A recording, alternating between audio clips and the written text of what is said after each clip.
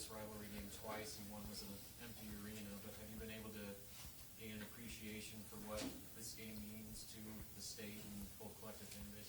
Yeah, it's one of the great things about sports is rivalry games, and even though I've only been a part of this one for a couple of years, I've been a part of a great one growing up in Ames, playing against Iowa.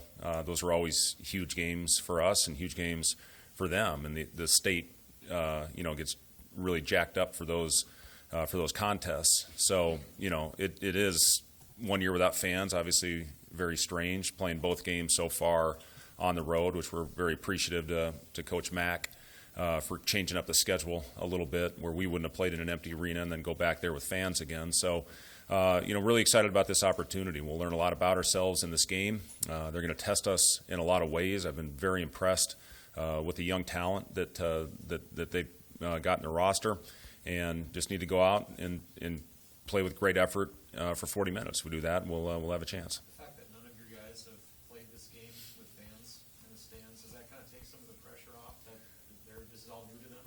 I don't know about that. It's just, again, for us, we just need to go out and, first of all, be better than what we've been so far this season. We can build off some of the things that we did in the second half the other night against Sam Houston. And, when the ball moves, we're a pretty effective team. When we get dribble happy and dribble the air out of the ball, which we've had too many of those possessions so far this season, we get stagnant, we get ourselves in trouble, and we're susceptible, in transition on the other end because we don't have any movement. So, it's been a big emphasis in practice the last couple of days, and our guys have done a really good job getting in the paint, making plays, as opposed to getting in there, shifting, shooting contested mid-range shots, spraying it out and getting good looks on offense. So that's been a big emphasis of what we've been trying to do. We continued to hit the glass hard. I thought we were more physical, much more physical in our second game, and we're going to have to carry that over tomorrow night to this game against Creighton. They've got some very athletic players and good length across the board. With what Creighton's replacing, does it help playing now? Is it supposed to go up from now? Again, we're both still, I think trying to find ourselves a little bit just with, with the early season contests, with a lot of new faces out there playing together for the first time in real game action. So it's a unique time as far as when you play these games, as far as timing goes. I think we've got a lot of work, talking about ourselves right now that we need to get better with, and hopefully we can start carrying that over into the game starting tomorrow night.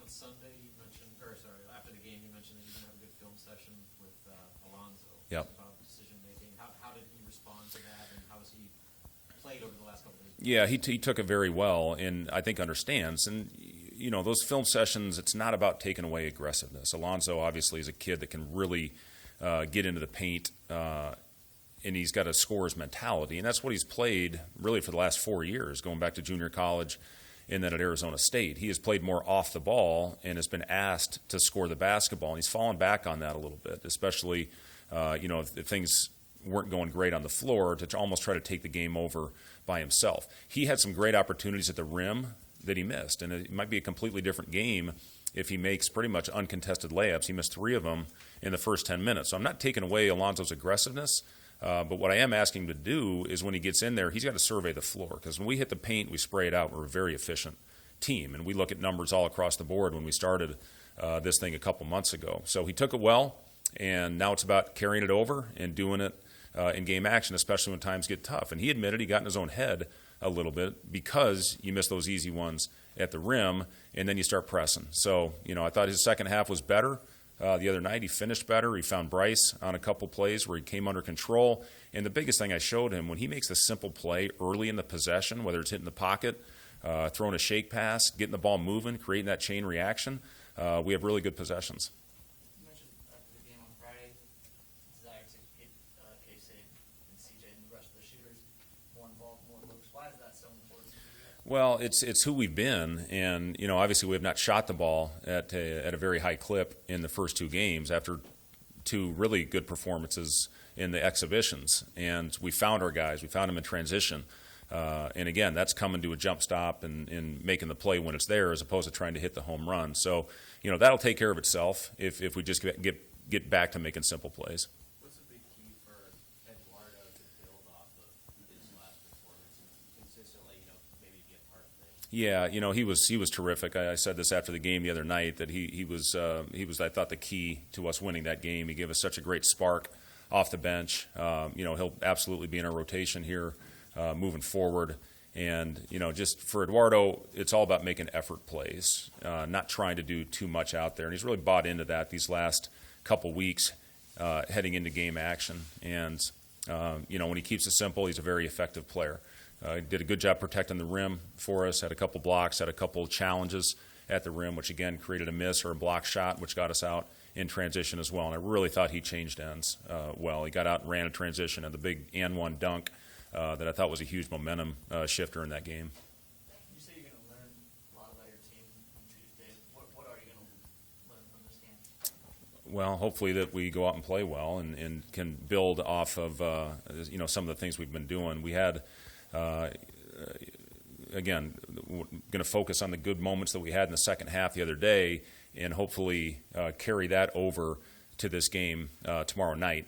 We're going to have to be sharp for 40 minutes. We're going to have to play a complete 40-minute game if we want to have a chance to win this one. And that's what it's all about. It's about creating the habits that you go out there and play consistently, from the start of the game to the finish. We gave up 4 offensive rebounds in the first minute and a half the other night, being the biggest key going into that one. And then the rest of the game, we were pretty good.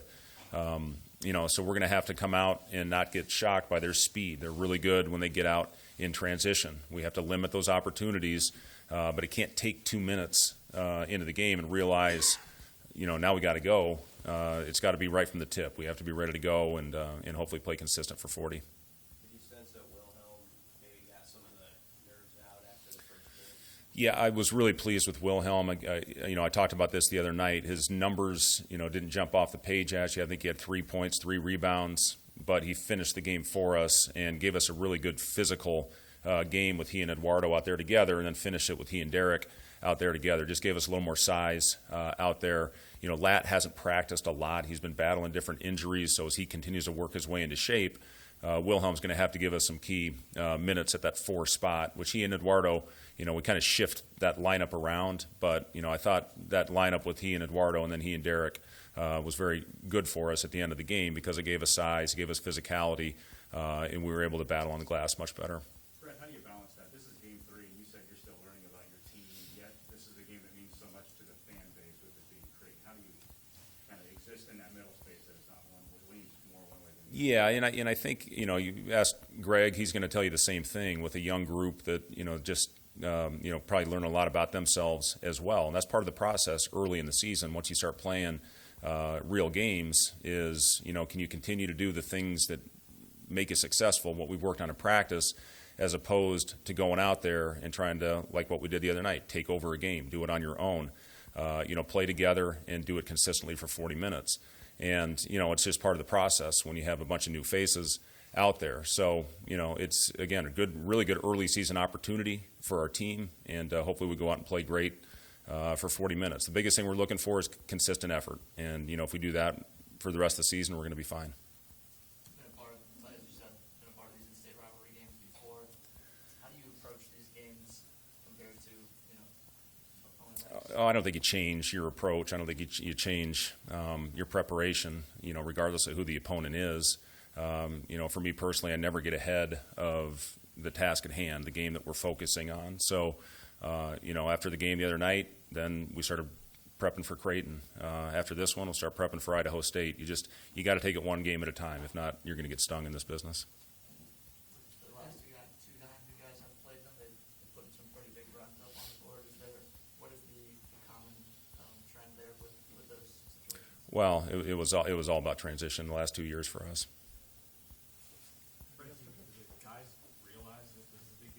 Yeah, no, absolutely they do. And, Trey, he's talked a lot about it, being a part of this game a year ago. CJ we have on our roster who was in the Big East last year, had 2 really competitive games against Creighton when he was at Xavier. But, yeah, our guys understand. They understand the importance of what this game means. We have talked about it to them. The one thing about these games, sometimes you go out there and you're almost too hyped up, and just thinking back on experience from playing in those games and coaching in those games, you almost get a little too hyped up. So, for us, it's about going out there and doing the things that have made us a good team this year and limiting the things that have caused us to struggle, and that's what it's all about. But absolutely, we have talked to our team about the importance of what this game means, especially to our fans. All right, thank you guys. Thank you.